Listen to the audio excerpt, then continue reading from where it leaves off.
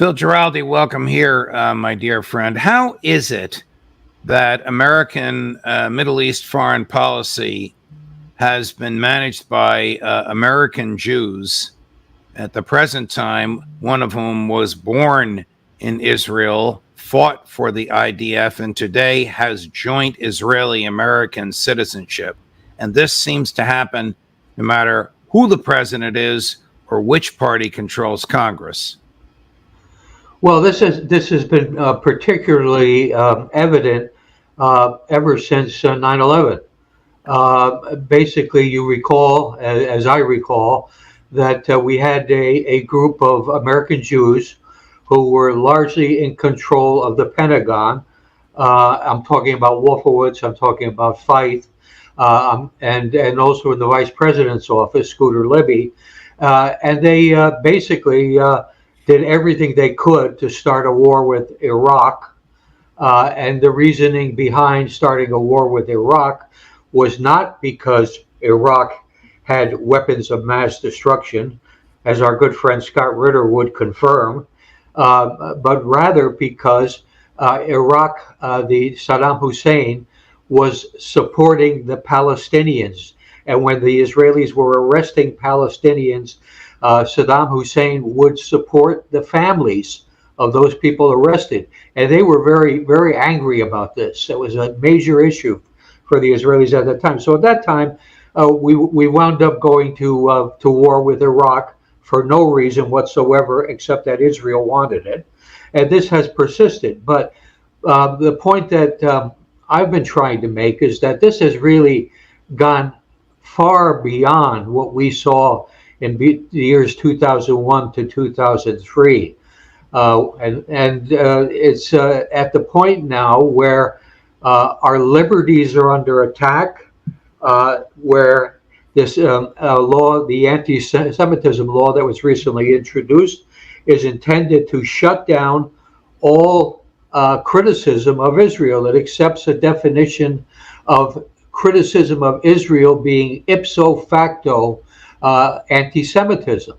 And we also have 35 states in the United States that punish people in one way or another who will not sign a statement or agree to a statement that they will not support boycotts or other action against Israel. So in other words, states are stepping in to deny American citizens and citizens of those states benefits, jobs, and this is all going on. This has accelerated the process of Israel and Israel's partisans in the government running the show. I've seen estimates of the senior appointments in the current presidential administration that 70% of them at the senior level are Jewish. And almost all of them that do national security and foreign policy are Jewish. So you have Jewish people with a vested interest in Israel deciding what the United States policies will be vis-a-vis Israel. And this happens no matter who's president or which party controls the Congress. Yeah, it's just a variation on how they play it and who's providing the money and the corruption. With Donald Trump, of course, it was Sheldon Adelson, and now his wife Miriam, who's offering, according to news reports, has offered Donald Trump $100 million in a campaign contribution. But the quid pro quo is that Trump has to go along completely with the Israeli government taking over all of what was historic Palestine. In other words, there will be no two-state solution. There will be only one-state solution, and it will be Jewish. Chris, let's play number 13. Who is this person, Phil? Hezbollah's increasing aggression is bringing us to the brink of what could be a wider escalation, one that could have a devastating consequence. All right, my mistake. That's the admiral in the IDF who's the Israeli spokesperson. This is the American diplomat I want you to identify. I'm sorry, Chris, my fault. Number 12. The conflict along the blue line between Israel and Hezbollah has gone on for long enough. Innocent people are dying, property is damaged, families are shattered, and the Lebanese economy continues to decline. The country is suffering for no good reason. It's in everyone's interest to resolve it quickly and diplomatically. That is both achievable and it is urgent. Who is Amos Hochstein? He's the special envoy, and of course, he is, as you say, Israeli-born, and essentially, it's again a ridiculous appointment. Why would anyone wanting to basically support U.S. national interests in the Middle East appoint an Israeli Jew as one of the chief envoys? He's the chief envoy in terms of dealing with Lebanon. And as you can see from what he just said, basically he is blaming Lebanon for what is going on in the region, whereas many people would quite differently interpret what has been the dynamic there for the last 50 years. And this is typical. What is going on in the region now at the West Bank and the Israeli border with Lebanon? Well, basically, the Israelis are hoping to bring America into the loop on their own intentions, their own interests in terms of defeating Hezbollah, which they have concerns about because Hezbollah has proven to be a very effective fighting force, and also to go after what they see as the Iranian surrogates in the region in places like Syria, and essentially to get rid of the Palestinian entity as a political entity in their own borders, or what they see as their own borders. So this is essentially it. They want to be the big dog in the game in that region, and it requires the United States to take out their enemies because they can't do it themselves.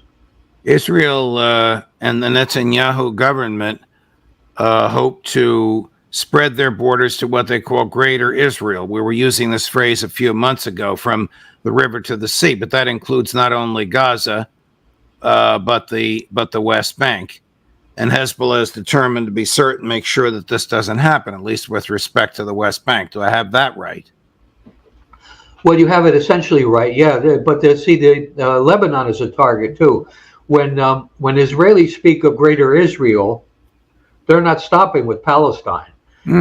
They are interested in obtaining the water resources of southern Lebanon. In fact, they fought a war over that in the 1980s. You might think back, and they are also interested in parts of Jordan to have control of the Jordan River on both banks. They're also interested, according to some accounts, in invading Egypt and moving all the way to the Nile River. So this is a fantasy to a large extent. But when the real extreme right-wing Israelis speak of Greater Israel, that's what they're talking about. Is Tony Blinken hopelessly conflicted like this person, Amos Hochstein, that works for him? Yeah, absolutely. He's the source, I think, of the contagion. Every time he opens his mouth, it's to blame Hamas and to blame the Gazans for what's going on without ever condemning Israel. I haven't heard him condemn Israeli behavior. Israelis are killing all these, 37,000 is the count I guess I saw this morning dead, plus a number of thousands still buried in the rubble. And this is going on every day. It's hardly even reported in the U.S. media anymore. And the killing just goes on and on. And Netanyahu has basically said that his intention is to keep the fighting going, probably till the end of the year, which will kill tens of thousands more people. what became of President Biden's three-step ceasefire suggestion, the one that Admiral Kirby repeatedly insists was originated with the Israelis? Well, the Israelis have denied it. Right. And in fact, Hamas has basically welcomed it with certain conditions to make sure that this would not be a trapdoor where you make some concessions to the Israelis in terms of hostages and other things, and basically they just keep the fighting going anyway, which appears to be the intention. And today, a little while ago, Netanyahu dropped the bomb on Joe Biden. He said it would be inconceivable that the United States should ever stop giving Israel the weapons that it needs. So this is the boss telling the kid, go out and shovel snow. I'm going to switch gears slightly.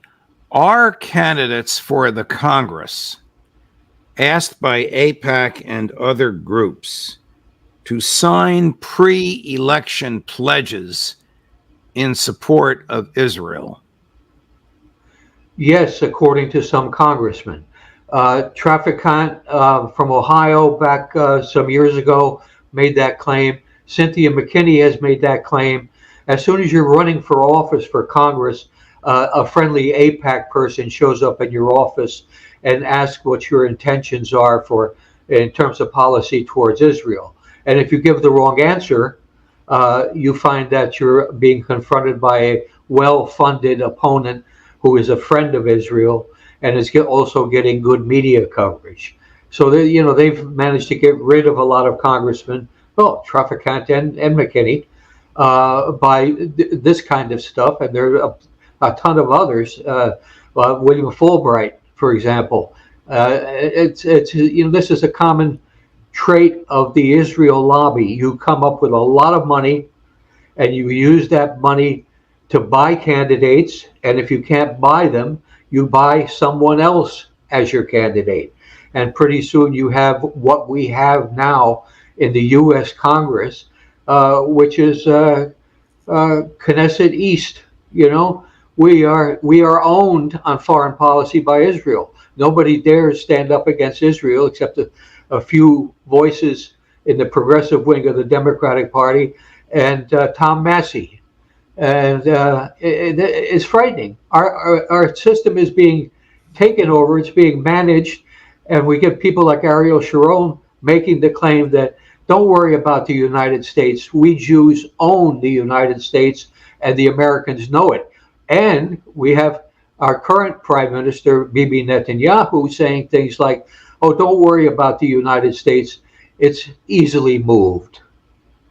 Congressman Massey, a Republican of Kentucky, probably the successor to Ron Paul amongst the few libertarians with courage in the House of Representatives, told me on my Newsmax show what he also told Tucker Carlson, and that is that AIPAC approaches nearly every member of Congress and proposes a minder, a monitor, a person to hang out with you, to answer your questions, to help you out, to guide you, obviously to guide you towards supporting Israel. Congressman Massey has refused such a minder, but I imagine very few other members of Congress have made this refusal.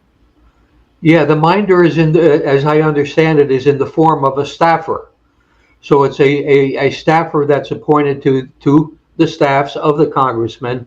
And this is somebody that's deliberately put in by AIPAC. And his job, of course, is not only to advise the congressman, but also to advise AIPAC if the congressman is not doing enough for Israel. So this is like a two-edged sword. And Massey actually went on to say, he says that he may be the only Republican congressman who doesn't have a minder. Wow. Here's Congressman Massey with Tucker Carlson. Everybody but me has an AIPAC person. What does that mean, an AIPAC person? It's like your babysitter, your AIPAC babysitter, who is always talking to you for AIPAC. Oh. He told me the same thing. He also told me that members of Congress have slush funds that allow them to pay off those who complain about sexual harassment, and there's no record of the payment. That, of course, violates the Constitution, which specifically says no monies shall be appropriated from the public treasury except that which is recorded in a public journal. But are you saying, Phil, that somehow AIPAC gets these people appointed to the Congress? In other words, Massey was told so-and-so is going to work on your staff, and when he figures out who so-and-so is, he's got to fire the person. Who decides who the so-and-so is? Well, the hiring of staffers for congressmen is pretty much like largely up to the congressman. I mean, they have fairly free hand to hire people, and if somebody from AIPAC shows up and basically is well, he's doing two things. He's saying, oh, well, be with us and we will help you. You will get campaign contributions. You will get good media. You will get a lot of things that would be really good for your career. So they're saying that on one side, and on the other side, they're saying if you don't do this, then then there's a problem, and we want you to take our staffer in here, and that's one of the first things we want you to do to make sure that if he can explain to you things that about Israel and about why we support Israel the way we do, well, they'll be there to help you. Does Mossad spy on Americans? Oh.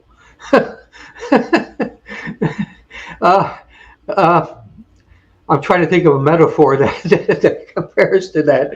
And anyway, there are a few, but they're obscene.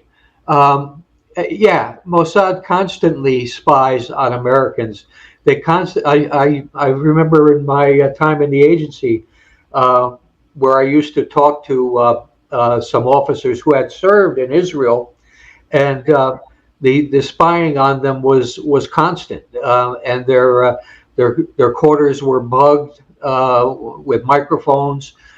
Their cars were bugged. The spying was constant, and they also spy on Congress. Now, you remember back a few years ago when I believe it was the FBI discovered that there were a bunch of radio transmitters located in electrical lights, street lights, and that sort of thing, all around Capitol Hill and near the White House.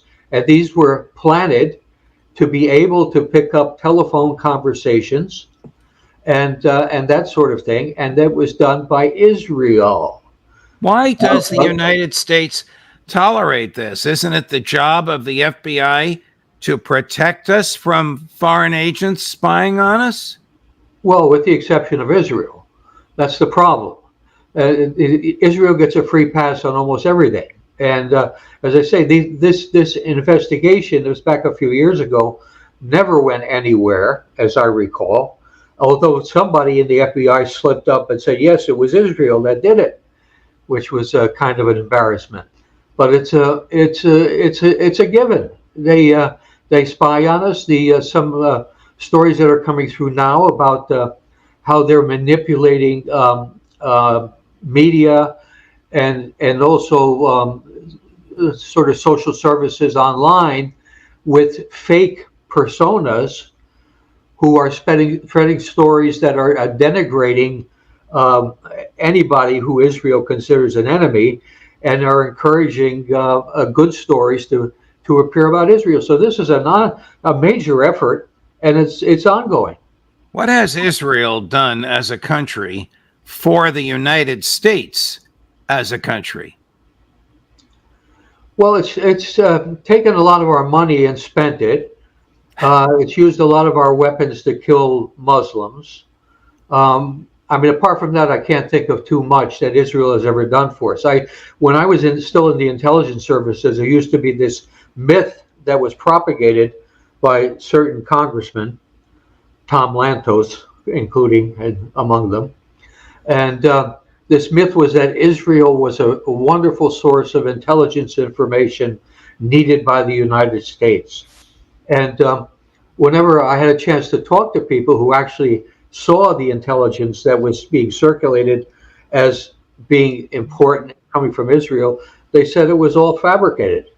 And I heard that from numerous people in the grapevine, and when I was still in the loop. And it's just my answer to you is, what has Israel ever done for us? Nothing. Does the Mossad spy on the White House? Well, why would they have to? They've got their guy there. Well, they may want to hear his mumblings to the extent they're decipherable. Well, he was banging heads with the Pope the other day. I mean, maybe he was ordered to do that. Well, in the Obama days, did the White House did Mossad spy on the White House? Oh, sure. Yeah, it would have been probably mostly technical type collection, which is what these lampposts and lights and everything were And too. the FBI, which works for the president, and the NSA, which works for the president, and the CIA, which works for the president, did nothing about it. Well, no. I mean, obviously, we're the political equity that a guy like Obama, who was constantly on the receiving end from the Israelis because it was felt that he was too sympathetic to people like the Iranians. Yeah, I mean, he was probably nervous about taking on the Israelis in any way, and certainly Donald Trump was wholehearted in encouraging the Israelis to do whatever they wanted, and that's what we're seeing today. I mean, this is my concern is that this has gotten worse. You know, 10 years ago, if you looked at the Israelis in the wake of 9/11 and in the war on terror and so on and stuff, there was a lot of this going on, but somehow it was, managed a little more carefully. But now it's blatant. I mean, the Israelis tell the U.S. government to hop, and it hops. Wow. What do you think will happen after the completion of the slaughter in Rafah? Well, I think the Israelis have made it clear what their intention is. Their intention is to basically control what remains of Gaza or what can be restored using Russian money, which we're going to confiscate, I guess, like everything else, and they're going to turn it into either luxury resorts for Israelis, or they're going to create some kind of managed situation where the Gazans will be encouraged to leave, and what few of them are left will be basically indentured servants and that sort of thing. And so it will be part of Israel. And clearly, if Trump is elected and Miriam has her way, it could well be that all of Palestine will be Israel. Did Trump and Mrs. Adelson enter into that deal, or are they still negotiating, as far as you know? As far as I know, they're still talking about it, but it's a ton of money. And of course, her husband gave a similar sum to Trump. And that's when Trump made the decision to move the U.S. Embassy to Jerusalem and recognize Jerusalem as the Israeli capital, which of course is illegal under international law. Right. Phil Giraldi, thank you. I'm sorry everything we talk about is so unpleasant, but you're a beacon of light to the extent that you reveal all of this stuff with such intellectual precision and personal courage. Thank you, my dear friend. Thank you. Okay, we'll see you again soon. See you next week, as usual.